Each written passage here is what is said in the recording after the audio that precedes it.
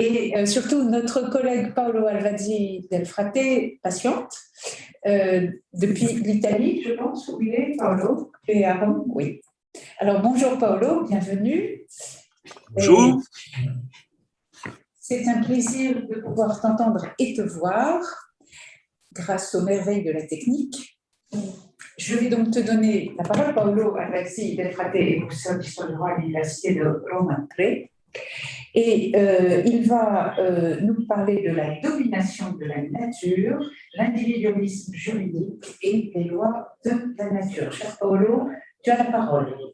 Merci Sophie, c'est un grand plaisir de te voir grâce à la technologie. Et tout d'abord, je voudrais remercier Jacques Bouineau qui a organisé ce colloque et toute l'équipe de Méditerranée et les collègues et amis de l'Université du Caire.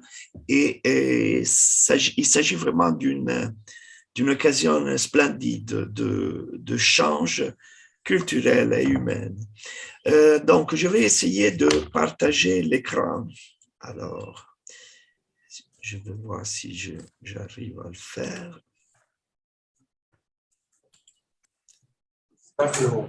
Est-ce que... Vous voyez les diapos? Oui, on le voit. Parfait.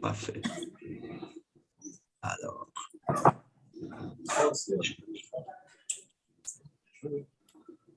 Voilà. Alors, vous voyez les diapos? Oui. Parfait. Merci beaucoup.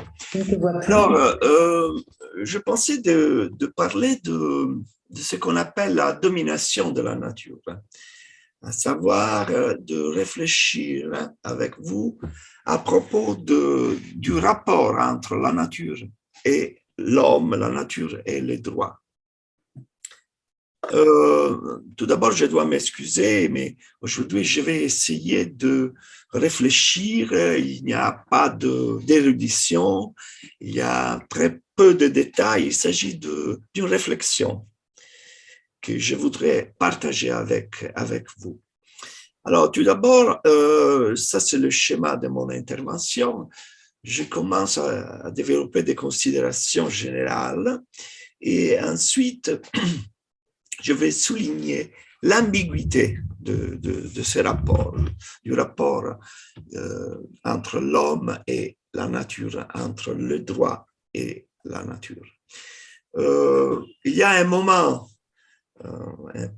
très important, il s'agit du XVIIIe siècle, et je pense qu'il y a vraiment un changement de paradigme. On cherche de changer ce paradigme en soulignant l'importance de la raison et abandonnant la tradition juridique. Donc, rationalisme, individualisme et invention de la nature. On commence à parler d'une nature artificielle. Et aujourd'hui, cette idée de la domination sur la nature est une idée acceptée, mais elle est devenue quelque chose qui concerne la protection même de la nature. Alors, on commence à se poser des questions préalables. Est-ce qu'on peut dominer la nature ou bien le droit doit-il être fondé sur la nature? C'est une question fondamentale, une question difficile parce que concerne l'idée même qu'on a du droit, à savoir le droit est-il naturel ou il est un droit artificiel? Donc, un droit qui dérive de la volonté humaine, qui est un produit de la volonté humaine.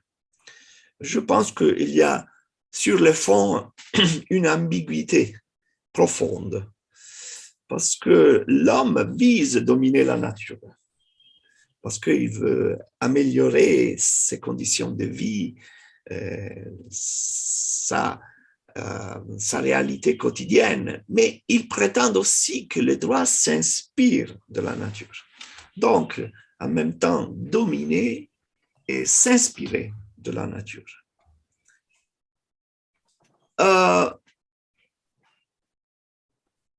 Tout tout cela concerne et dérive de cette immense polémique et perpétuelle polémique entre juste naturalisme, droit naturel, et positivisme juridique. Est-ce que le droit dérive d'un acte de volonté de celui qui a le pouvoir politique, qui a le pouvoir de créer du droit, ou bien le droit dérive de la nature des choses?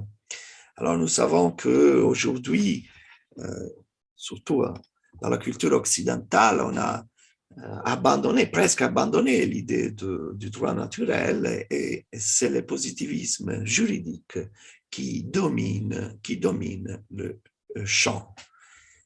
Mais on pourrait même se poser la question à propos de la nature, de qu'est-ce que c'est la nature. Et la réponse, je pense, est difficile et impossible, parce que chaque époque a sa nature à elle, a une image de référence idéale, de valeur, une sensibilité à propos de la nature. On pourrait dire que chaque époque invente une nature. Tout cela dérive du fait que la nature a une valeur symbolique, idéologique et affective. Il suffit de rappeler des locutions telles que le retour à la nature, l'appel de la nature. Aujourd'hui, on parle beaucoup de la thérapie naturelle et on parle toujours du droit naturel. Toutes ces locutions suscitent des sentiments et des émotions particulières, nous touchent parce que le terme nature n'est jamais un terme neutre. Il est toujours utilisé de façon émotionnelle et idéologique. Mais la nature, quelle est l'image de la nature? Elle symbolise à la fois le bien et le mal. Alors, vous voyez, j'ai choisi des images.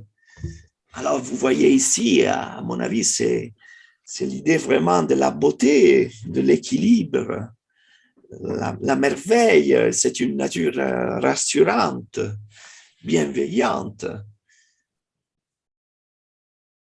Et ici, c'est un autre visage de la nature. Une nature méchante, effrayante. Nous avons peur de cette nature, mais elle est toujours la même. Une nature, ici, c'est une image que j'aime beaucoup. À mon avis, c'est vraiment l'harmonie, la simplicité, une nature qui est propre, qui est en effet harmonieuse. Alors ici, nous avons une nature idéalisée. Ça, c'est une image qui accompagne une édition de Virgile, de bucolique. C'est une vie paysanne qui n'existe pas. C'est une vie paysanne idéalisée.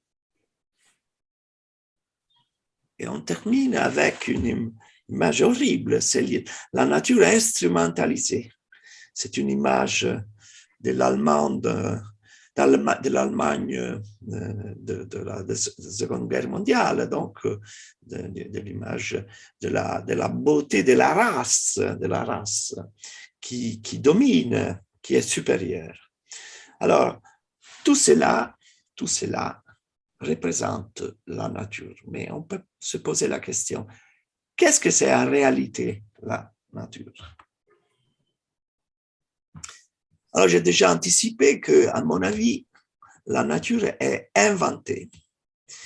Parce que ce qu'on appelle habituellement nature est, par définition, déjà existante. Mais en réalité, on l'invente toujours. C'est un paradoxe, parce qu'on ne peut pas inventer une nature, quelque chose qui existe déjà. Mais à mon avis, le juriste invente toujours la nature pour démontrer quelque chose, pour affirmer sa propre idée de la réalité. Donc, ce qu'on invente n'est pas la nature en tant qu'elle, mais son image et la possibilité de s'inspirer pour créer de nouvelles normes juridiques. Donc, la nature est inventée pour légitimer une théorie juridique, pour légitimer des principes nouveaux. Mais il s'agit de principes et de théories qui ne s'étaient pas affirmés dans la réalité. Donc, on utilise la nature pour affirmer quelque chose de non naturel, d'artificiel. Donc, la nature devient un instrument pour la création d'une réalité artificielle. Je disais que c'est au XVIIIe siècle qu'on affirme l'importance de la raison. On cherche de changer la réalité et la chose qui est un peu difficile à expliquer est qu'on utilise la nature pour changer la réalité même. Mais si la nature est, comme le disait Hegel, rationnelle, ce qu'on appelle la rationalité du réel, pourquoi changer quelque chose qui est déjà rationnel pour affirmer une nouvelle rationalité?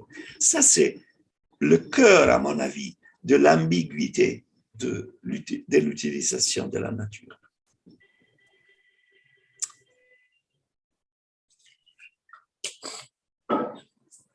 Voilà qu'on arrive à créer une rationalité artificielle. On passe de la rationalité naturelle à la rationalité artificielle.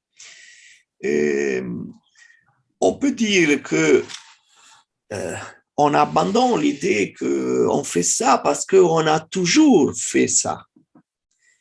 Mais on dit, je fais ça car il s'agit d'un comportement rationnel. Ou bien simplement, je fais ça car je suis obligé à le faire.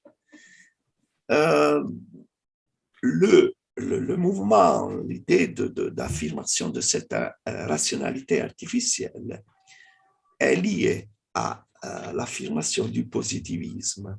Le droit n'est désormais qu'un produit de la volonté humaine.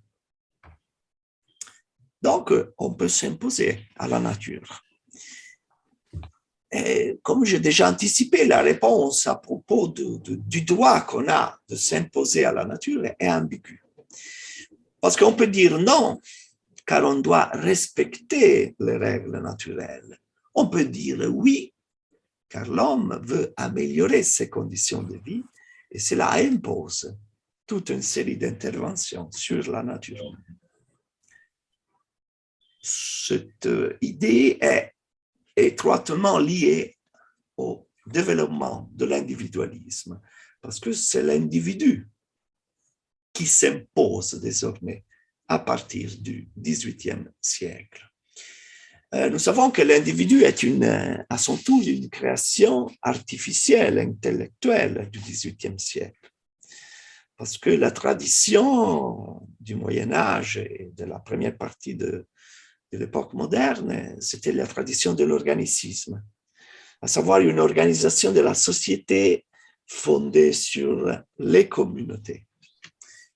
La modernité, on peut dire que c'est la création de l'individu, c'est l'individualisme.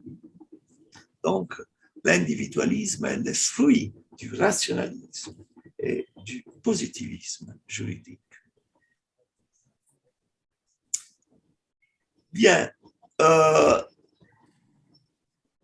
est-ce que la nature peut nous donner des renseignements, des idées à propos de la création d'une société juste, d'une société dans laquelle on peut vraiment bien vivre. Alors, j'ai utilisé ici la réponse d'un grand philosophe du droit italien qui s'appelle Norberto Bobbio.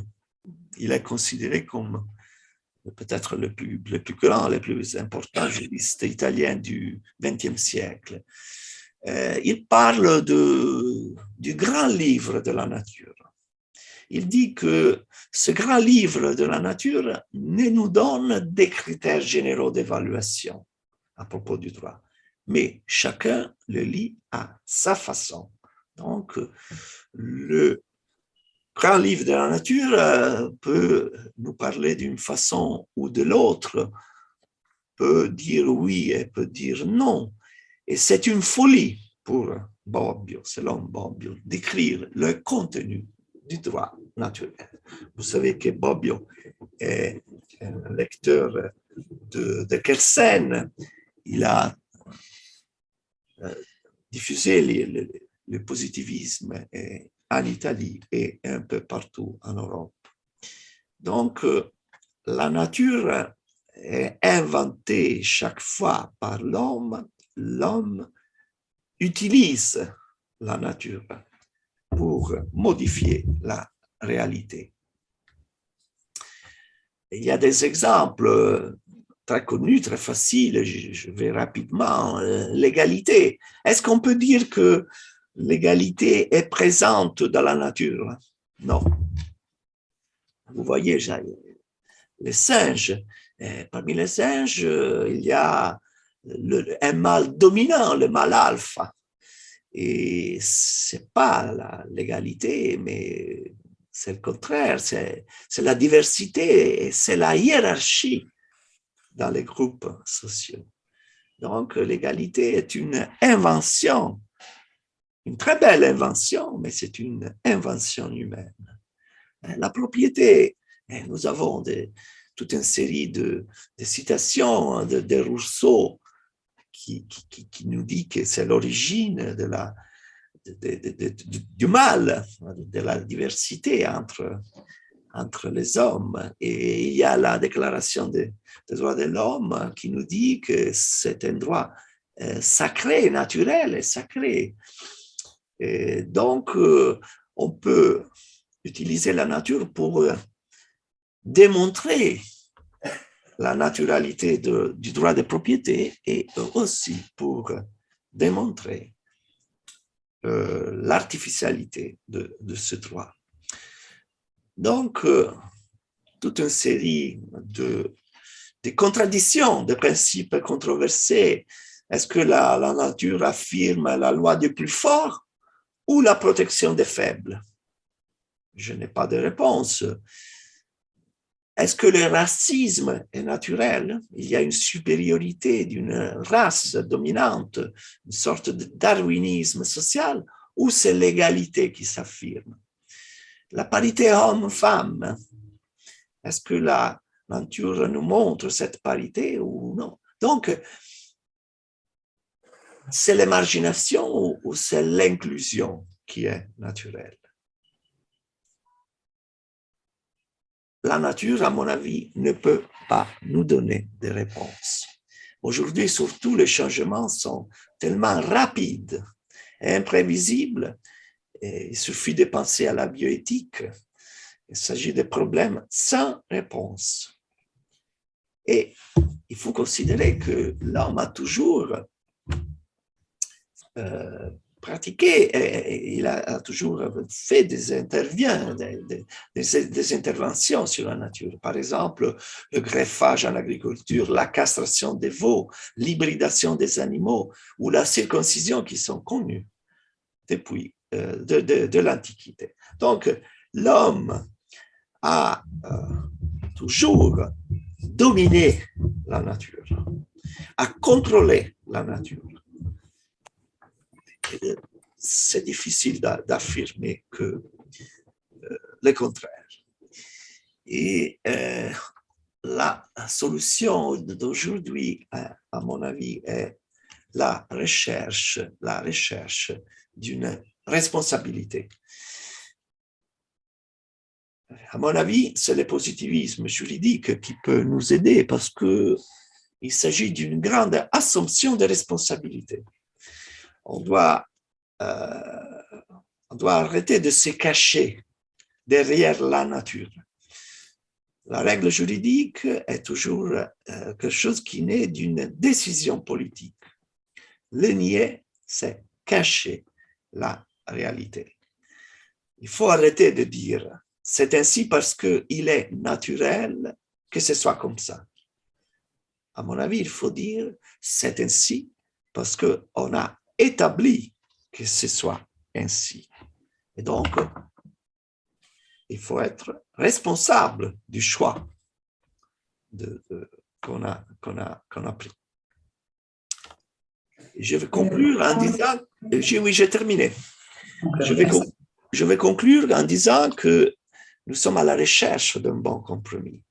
Le bon compromis est celui qui garde notre liberté de choix, mais en même temps qui protège la nature, parce qu'aujourd'hui, dominer la nature, à mon avis, c'est la protéger.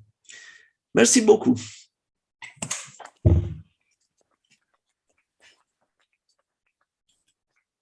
Merci Paolo pour ton exposé qui va certainement susciter quelques questions, mais pas beaucoup, s'il vous plaît, parce que nous sommes déjà en retard. Juste, je voulais faire cette remarque qui pourra peut-être ajouter à la complexité du sujet. C'est qu'aujourd'hui, on parle d'environnement, on ne parle plus de nature, et ça doit ajouter une dimension différente. Il me semble que le terme nature, maintenant, se rétrécit pour tout ce qui concerne l'humain, le genre humain, et que tout ce qui concerne la botanique, les aspects, le reste, les animaux, etc., est compris dans le terme environnement, ce qui va nous obliger à repenser la nature telle qu'elle existe dans notre vocabulaire, au moins celui des juristes. Voilà, je donne la parole à la salle. Alors, Alexandre Viala, le micro arrive. Merci Paolo et bonjour. Très ravi, malgré les frustrations du distanciel, de vous revoir. Donc merci pour cette présentation. Je souscris en tout point à ce que vous avez dit, étant moi-même un positiviste convaincu et pas du tout fraîchement converti.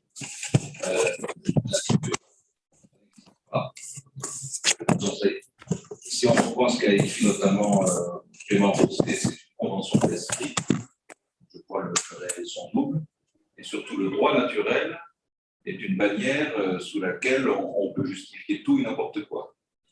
C'est ce que Georges Védel appelle la commode plasticité du droit naturel. Le droit naturel, on peut l'invoquer aussi bien comme Antigone l'a fait pour se soulever contre l'autorité que pour justifier l'abject et gagner l'obéissance de ces sujets comme ont fait les nationaux-socialistes sous le Troisième Reich.